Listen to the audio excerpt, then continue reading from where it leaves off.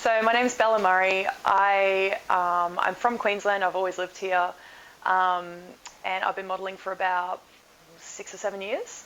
So I started this particular agency I'm with now. I've been with for about 2.5 years. So my current agent is Agency 888. They're my mother agent. I do get a lot of freelance work, so I'm quite lucky to they're not exclusive, but I do get most of my work through them, and I'm very lucky that I was able to quit my full-time prior job to become basically a full-time model and actress. So that's been awesome. I have been with other agencies in the past, but honestly, I just didn't get a lot of work through them. A lot of the work for Queensland girls, it's tricky. It can be tricky to get fashion work in Queensland. A lot of the fashion work tends towards Sydney, Melbourne, other states like that. So Queensland tends to get left in the dust a bit sometimes. It's a weird story. I did start out doing cosplay, which is also called costume role play.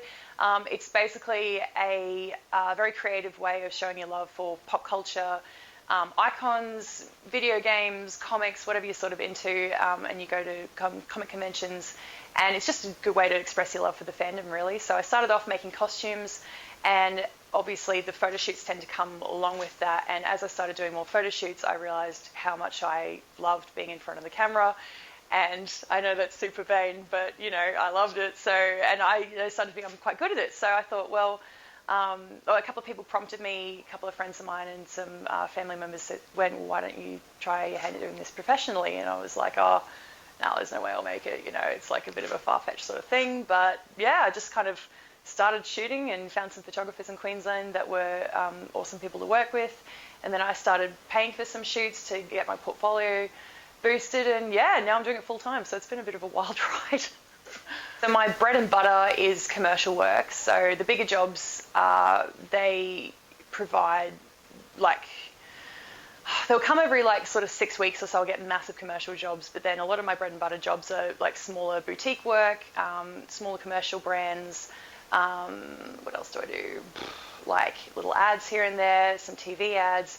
I go and film a lot, so I'm on set doing extra work and some bit roles. So it's a real mixed bag. I kind of do everything. I do a little bit of promo work here and there, but I am quite selective with the promo jobs that I choose because there is a bit of a stigma attached with promo girls, and that's just not really the path I've kind of chosen to go down. So I'm pretty selective about what I do with promo. I do love commercial work. I actually really do. If it's a big ad, in a good team, the main thing is that if it's a good team, it's going to be a good shoot. So it's not really about the job per se. It's more about the people that you're on board working with. And I really enjoy making new connections, networking, making new friends, and just generally getting the creative juices flowing with people who are on the same wavelength as you. That's important, yeah. I actually didn't have any training at all, nothing at all, and I think I really would have benefited from that. I have had some training in acting. I did an acting course last year, about a 6-month acting course, but I haven't done any modelling training, and I do think if you're going to go into runway work, which I don't because I'm actually just I'm 2 or 3 centimetres too short to really make it in runway.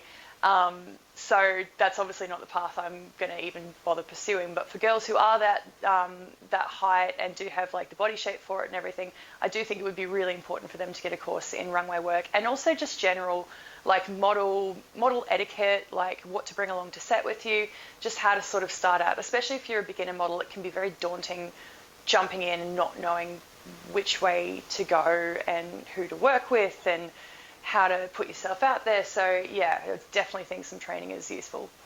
It's tricky because yes, I do think yes, and also no, because you can't just throw money at the situation and expect to get amazing results straight away. Not every photographer that you pay for is going to be worth their bread.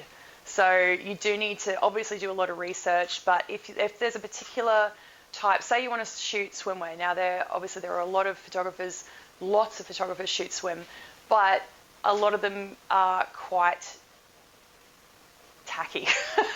So you have to be quite picky about who you choose to shoot swimwear with, who's going to shoot content that will flatter you the most, really good lighting, good editing, that sort of thing, because a bad swimwear shoot can make you look really cheap, and that's the last thing you want when you're trying to make it as a professional model. Everything's got to be above above the standard that you would even shoot for yourself. So try and keep things to the highest quality possible, and a strong portfolio will get you work. Like, yeah.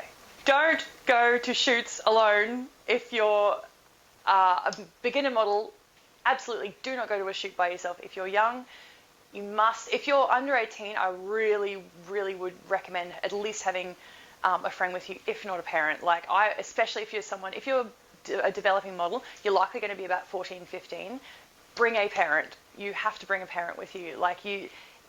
I mean, if they're a reputable photographer, it obviously that does make it more. You will feel a bit safer with them and everything. But I've seen photographers. There was even a case just yesterday. There's this story that's been going around some of the modeling Facebook groups where a girl shot with a photographer who had over 30 good recommendations, and he was extremely inappropriate with her. Yeah, it's a minefield out there, and especially as you're on a public platform like Facebook, which is where a lot of the beginning models get their jobs from, just to build portfolio work. You have to research their portfolio, get recommendations, yes, but bring somebody with you to the shoot. So the most prominent horror story that comes to mind for me is when I was first starting out. You know this one already. When I was first starting out, I was about 19 or 20, which is actually quite old for a model. Like, a lot of models get their start, like I said, when they're about 14, 15, but I was 20. And in my naivete, I found a photographer who was keen to do a TFP, and if for any models who don't know what that is, it's time for print, which means the photographer gets something there for their portfolio and you get something for yours. So this photographer put out a call for TFP models at his home studio, and I went, yes, I'm keen, would love to go. The location was in a place called Beaudesert, which is like a little bit, it's semi-rural, so there's big long stretches of road, not a lot of people there, and there's a lot of massive properties. So anyway, stupidly, I went by myself. I'm 20, this is one of my first shoots, I don't really know what I'm doing. Went by myself, rocked up to this guy's house, and I did, obviously that should have been a red flag as it was. Going back to when we were speaking on Facebook Messenger, talking about the shoot, a big red flag for me these days is their general vibe over email or Facebook or text. If they can't, it sounds really stupid, but if they can't spell properly, if they can't give you clear answers, if they're vague about what they want to shoot, you kind of get the vibe. You have to be a bit cluey about this sort of stuff. So I didn't do any of that. This guy was, in retrospect, very dodgy on Facebook Messenger, and I should have thought more about it, but didn't. Whatever. So I got to his house, and I went inside, and he seemed okay. He seemed pretty nice and everything. And he said, you can go and get changed in the ensuite here, and then come out into the studio. So the ensuite obviously backed onto the bedroom. I went in there, got changed into my dress. I came out, and I'm not sure how to say this in a PG-friendly way, but he was stationed on his bed, sans clothes, and he basically said to me, how are you going to pay for this shoot? Let's pay for your shoot now. And I was like, ah! So I ran back inside, grabbed my stuff, and just literally bolted out the door.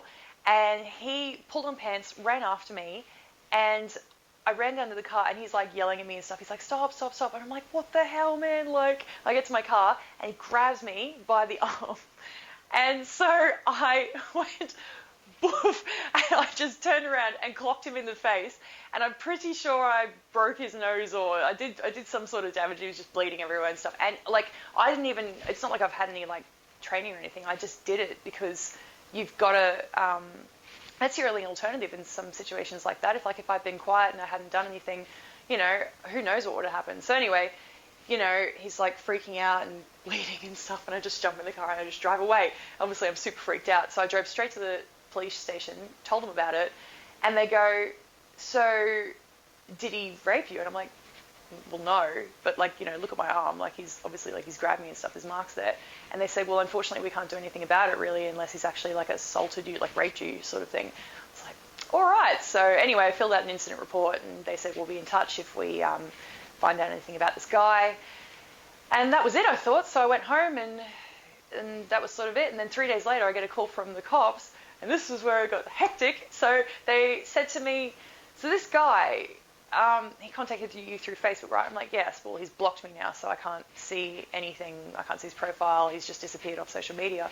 Turns out that he didn't own that house. The people who owned that house were on holiday in Europe. They don't know who this guy was. He just popped up and then he disappeared out of nowhere, and Bruno's freaking out right now. So I could have been the skin on some dude's lampshade. So this is a warning to all models out there. I was very lucky to get away from that. I'm not expecting any model to be trained in martial arts or anything. I'm definitely not. But what I am saying is, do your research, bring somebody with you. If you see any red flags, and I really mean, like, if they're even slightly provocative on Messenger, if they're trying to push for you to, like, take your clothes off or anything like that, just stay away. Like, go with somebody who has recommendations from other models as well. Like, that's a big deal. If a lot of other models have recommended him, not just photographers. So that is my story.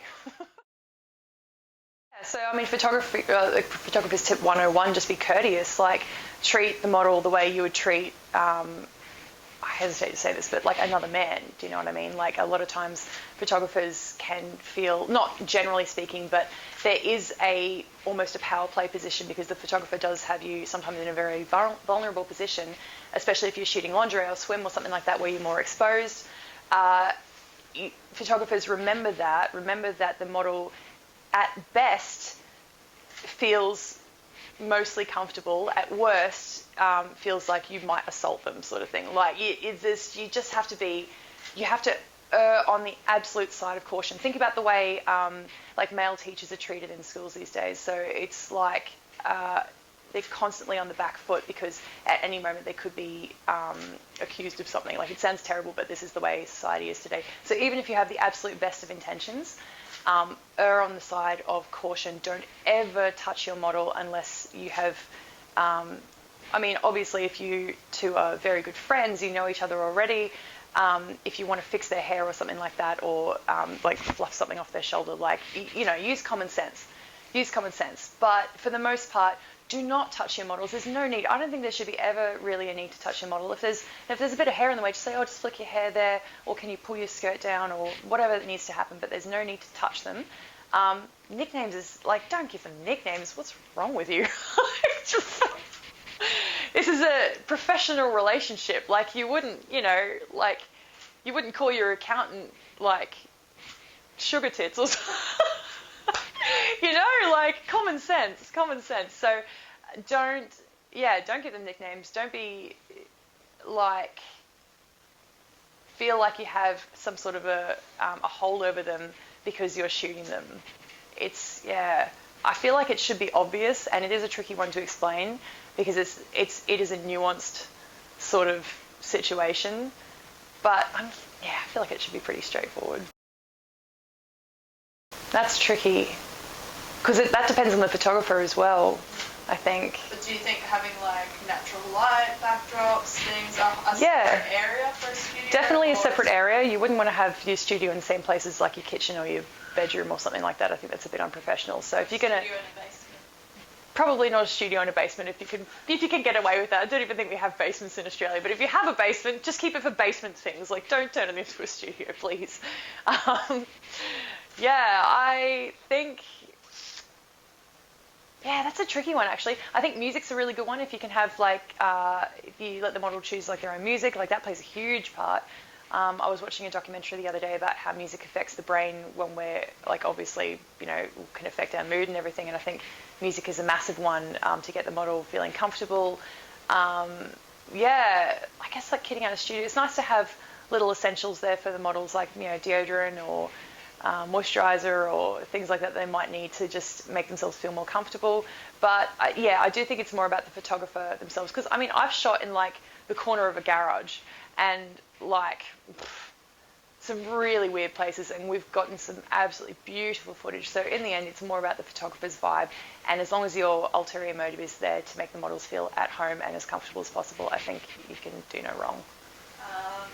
Touching on the photographer's vibe, do you think it's important as a photographer to be confident with the model and to not overpose them too much, and to have a really sort of uplifting personality, especially with new models. Yes. Do you think that reflects on how they work? Yes, as well? absolutely. So with new models, they're very unsure of themselves as it is. Even confident models, like I've always been a pretty confident person, and you can feel quite unsure of yourself.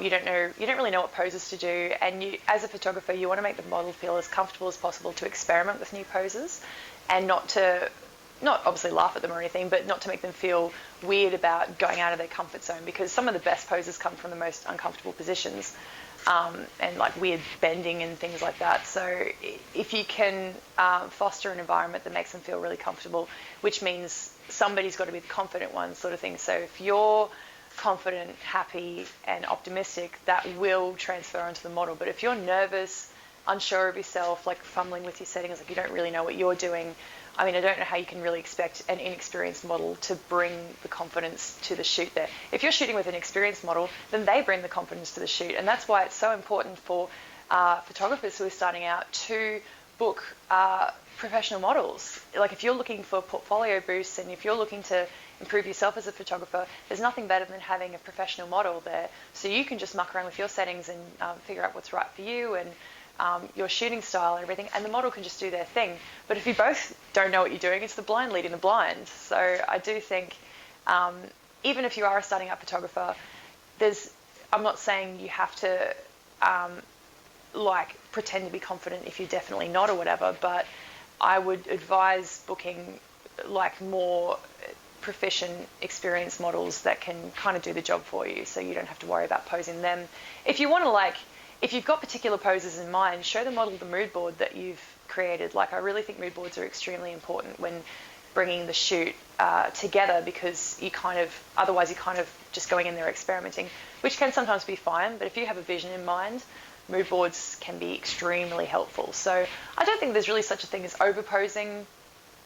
It just depends on what vision you have for the shoot. You can be a finicky photographer, but if you know what you're doing, then more power to you. Social media is so bad for your mental health as it is. Why do we want to add to that by making women, like when you're on social media and you look at people who you think are just perfect, and then obviously like it's tricky not to feel bad about yourself already, but then the perfect women aren't even perfect. Like, so they have these absolutely unattainable body shapes, which makes girls who are like just beautiful in their own right, and models who are, fantastic as they are, feel terrible. So I don't think it's a healthy thing to do, and I'm glad that the industry is slowly starting to change, and they are bringing more inclusive body types in, curvier women, like just the kind of normal looking women, because not everybody has the hips of a 12-year-old, It's not normal. Well, it's not normal. So it's tricky. I don't like the idea of retouching body shapes. However, I definitely, skin retouching is great. You don't want the model to look back at the photos, especially if they're paid for the photos. You don't want the model to look back at the photos themselves and go, wow, like I've got like a crater face. I look like a half-baked potato. You don't want that. Like, so you want them to look like the best version of themselves in the final product. So that doesn't mean changing their like waist shape, because that's not the best version of themselves. Like, they can't be that shape. But they're paying for photos, especially. Them to look good. Yeah. Exactly. Yeah. So you want them to be the best version of themselves. If they've asked for something in particular as well, like say they've got like a little wrinkle or whatever. I have a little wrinkle here that I really hate. Very occasionally, if it's really prominent in the final product. Yeah, if it's a full portrait shot, I will occasionally ask the photographers, can you just like buff that out a little bit? But for the most part, yeah, like skin retouching, great. Body retouching, it's a hard no from me. Yeah.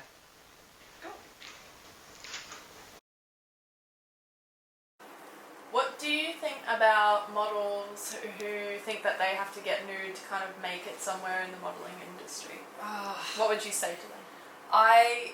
Especially for young models, a lot of them get duped into thinking that by seeing photographers, and I think that's really sad. And I think it's quite reprehensible of photographers who know they have the upper hand on young, naive models to try and dupe them into thinking that there's no way that they're going to make it as a full-time model if they don't take their clothes off. There's clearly ulterior motives there, and I really hate that. I remember when I was shooting a workshop a couple of years ago, when I was still sort of finding my feet and I wasn't full-time yet. The photographer who was running the workshop, I'd met him a couple of times prior, and I didn't really like him very much. Like, I found him quite arrogant and everything, but you know, it was a paid gig, so that was all fine. And halfway through the shoot, he comes up to me and he's like, "Oh, hey, how have you been?" You know, I'm like, "Oh yeah, great. You know, it's been happening, blah blah blah," just small talk. And then he goes, "Oh, I see you've been shooting some so-called fine art recently." I'm like, "What do you mean so-called?" Because the fine art was like, I remember the shoot actually, it was a great big headdress and a big dress, and we were shooting in a pool, and it was very arty, it was beautiful. But I was like fully clothed, right? And he goes, "Well, it's not really fine art if you're not naked." I'm like, "Okay." Well, it is. Like, you can Google fine art, and like, I know there's a lot of nude models that do fine art, but it's not exclusive to the genre. And anyway, and then he just goes to me, "Oh, well, like, you know, you're never gonna like actually do anything with your career unless you are open to, you know, shooting plied or shooting nude." And I was like, "That's what you think, buddy." I never shot with him again, actually, as it turns out. But yeah, I do find that attitude quite a bit creepy, actually, to be honest. I have seen some absolutely stunning fine art nudes and implied work, and I don't really have an issue with it, but I do think that it's not necessary. I haven't shot it myself, and I don't intend to, and that's probably for more personal reasons as well. But I do think that, and this is a personal opinion, you can't take it back. So if you're totally okay in 30 years looking back and going like, you know, everybody's like seeing you naked on the internet or whatever, if you're okay with that, then, you know, that's all good. But like, if you've even got the slightest hesitation against it, then I would really advise not doing it for now. To be honest, there's a lot more money to be made in commercial work, good fashion work, runway, that sort of thing, than there is in like fine art, all that sort of thing. So I just would caution against jumping into it too early, and especially for young girls who don't really realise the implications of it later on down the track. If you're a bit older, then you understand what you want, you understand what direction you want to take your modelling in, and then, you know, that's totally fine. But yeah, I would definitely caution younger girls against getting naked just for the potential of getting full-time work. You're kind of giving away something that you can't take back just for the promise of something that may not ever happen. So yeah, that's my opinion. Personal opinion only, but that's my opinion.